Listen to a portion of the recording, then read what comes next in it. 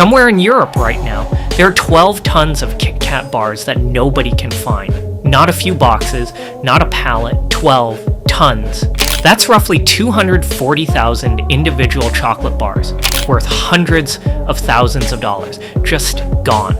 And here's what most people assume when they hear a story like this.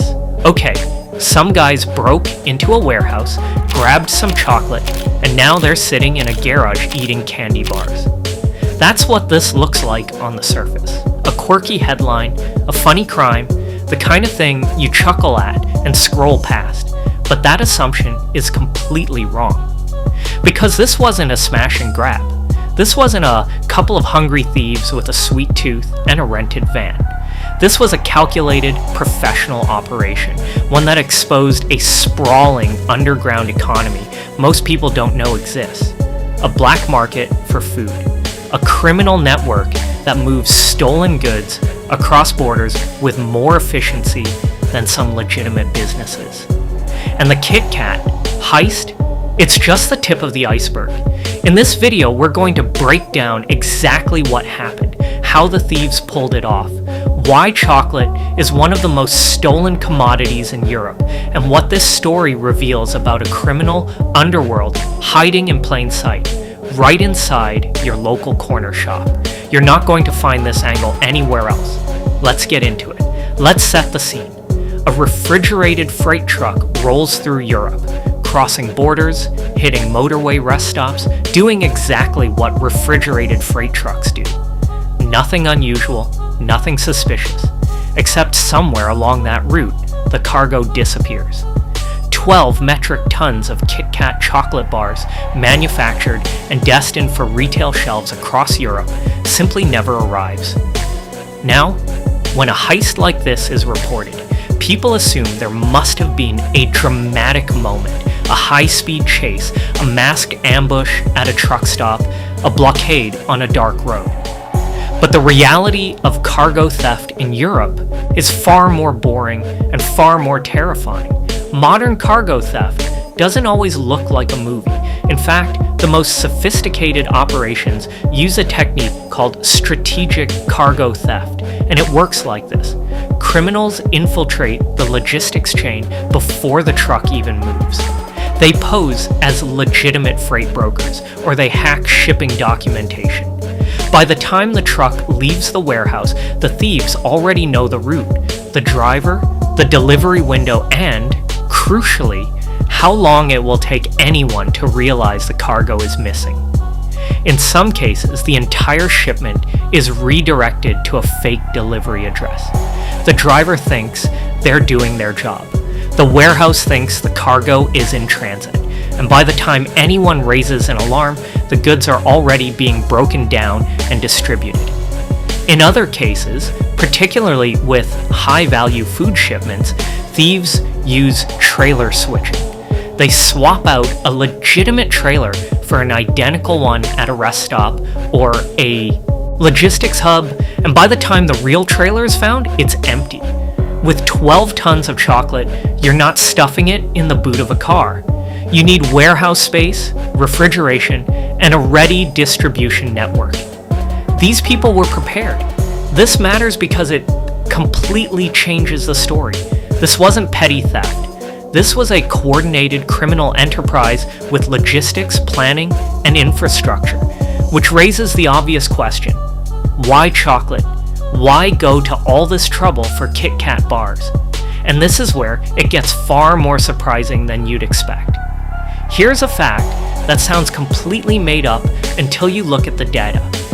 Chocolate is one of the most stolen products in Europe. Not electronics, not pharmaceuticals, not luxury goods, chocolate. And it's been this way for years. Europol, Europe's law enforcement agency, has flagged food theft as one of the fastest growing categories of organized crime on the continent. And within that category, confectionery, sweets, biscuits, and chocolate is consistently near the top. Why? Because chocolate has what criminal economists call high liquidity. It moves fast, it sells fast, and almost nobody asks questions about where it came from. Think about how chocolate actually reaches you as a consumer. You buy a KitKat at a petrol station, or a corner shop, or a market stall. You hand over a pound or two.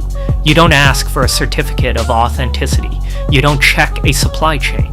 You just eat it. Stolen chocolate exploits exactly that behavior. Thieves sell stolen confectionery to discount wholesalers, who sell to small independent retailers who sell it to you. At every step, the margin exists because someone bought the stock at below wholesale prices and didn't ask too many questions. It's been documented across Germany, the Netherlands, Belgium, and the UK. Entire grey market supply chains built around stolen food goods. Chocolate, biscuits, snacks, all moving through. Legitimate looking businesses. And here's the kicker. Chocolate is perishable enough that it can't sit in a warehouse indefinitely, which actually helps criminals. It has to move quickly. That urgency means by the time investigators start pulling threads, the goods are already sold, consumed, and gone. There's no evidence left. This isn't just opportunistic shoplifting scaled up. This is an industry. The KitKat heist isn't just a weird news story. It's a window into a criminal infrastructure that's been operating in Europe for decades. One that's growing because food prices are rising, supply chains are stretched, and the demand for cheap goods keeps climbing. The thieves didn't choose KitKat bars by accident. They chose them because there was a ready market waiting to absorb every last one, and that market is hiding in plain sight. The KitKat heist shocked people because it felt so absurd. But if you zoom out, this isn't an anomaly, it's a pattern. Chocolate theft on an industrial scale has happened repeatedly across Europe. And every time it does, investigators find the same fingerprints: organized crime, sophisticated logistics, and a gray market waiting to absorb the goods. Let's run through just a handful of documented cases. Germany, 2013, a truck carrying 5 tons of Nutella, worth roughly 16,000 euros, disappeared from a rest stop in central Germany. The driver parked overnight. When he woke up, the trailer was gone. It was never recovered, which means someone had somewhere ready to take it. The UK, multiple years. Cadbury chocolate, one of Britain's most recognizable brands, has been repeatedly targeted by organized cargo theft rings operating across the Midlands. Police reports describe gangs with inside knowledge of distribution routes, suggesting either informants within logistics companies or sophisticated surveillance. The Netherlands. Investigators there have documented wholesale operations buying large quantities of chocolate below market value with no credible explanation for how the stock was sourced. When pressed, sellers cited overstock or surplus. The chocolate industry knows what that means, and here's the one that really puts it in context. In 2017, thieves in Germany stole a truck containing over 45,000 pounds worth of Kinder Surprise eggs. Not weapons, not drugs. Kinder eggs. And they were almost certainly sold through exactly the same channels the KitKat haul will be sold through. This is a pattern of behavior that keeps repeating because the consequences are low and the profits are real. Food theft sits in a strange legal no man's land. It's serious enough to be a significant financial crime, but it doesn't carry the same investigative priority as drug trafficking or violent crime. Police resources are finite. Prosecutors focus on cases with the most impact, which means chocolate thieves have been operating with a relative degree of impunity for years, and the criminal networks know it. Let's talk about the part of this story that nobody wants to discuss. Stolen goods don't disappear. They end up somewhere. And in the case of 12 tons of chocolate, somewhere means on a shelf, in a box, in someone's hand. The uncomfortable truth is that a significant portion of stolen food goods in Europe passes through entirely legal-looking retail operations, not back alleys, not dodgy markets, shops, wholesalers, discount retailers. Here's how it typically works. A small wholesale distributor gets an approach from a supplier offering product at significantly below the standard market rate. Maybe 30% cheaper, maybe 50%. The explanation given is overstock, end of line, or short-dated goods. Now, is that illegal on its face? No. Overstock exists. Short-dated goods get discounted. That's normal commerce. But when the discount is too deep, and the paperwork is vague, and the supplier changes name frequently, that's a different story. Investigators describe this as willful blindness, buying stock at prices that are only possible if something is wrong, and choosing not to ask the obvious question. Some retailers are genuinely deceived. Others look the other way because the margins are attractive. Either way, the stolen chocolate moves. It reaches shelves, and ultimately, someone pays 69 pence for a KitKat bar that was originally stolen from a truck in the Netherlands. This is important because it means the solution isn't just about catching the thieves. It's about transparency throughout the entire supply chain, something the food industry is still struggling with even as pressure mounts from regulators across the EU. As long as there are buyers willing to purchase stock without proper provenance documentation, as long as gray market wholesalers can operate with minimal scrutiny, there will always be a market for stolen chocolate. The demand creates the crime. You might be wondering, why is this happening now? Is this a new trend? It's not new, but the conditions that fuel it have intensified dramatically over the last several years. 3 factors have converged to make large-scale food theft more attractive and more profitable than ever before. The first is food price inflation.